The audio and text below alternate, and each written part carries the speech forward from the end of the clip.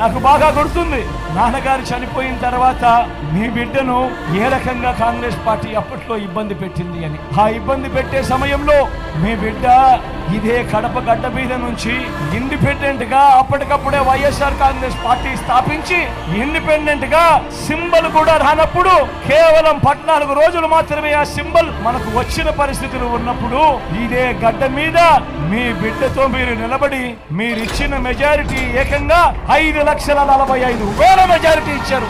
ఆ ఇచ్చిన మీ మెజారిటీతో మీ బిడ్డ ఢిల్లీలో ప్రమాణ స్వీకారం చేస్తా ఉంటే పార్లమెంట్ భవనంలో ఉన్న ప్రతి తలకాయ కూడా ఎవరి జగన్ అని చెప్పి చూశారు. ఆ రోజు అంతటి చైతన్యం ఉన్న జిల్లా నా కడప జిల్లా. ఇటువంటి కడప రాజకీయాన్ని, మన ప్రజల ప్రయోజనాలను, వైఎస్ఆర్ మీద అభిమానం ఉన్న మన ప్రజలు నిర్ణయించాలా, లేక వైఎస్ఆర్ అనే పేరే కనపడకుండా చేయాలని ప్రయత్నిస్తా ఉన్నా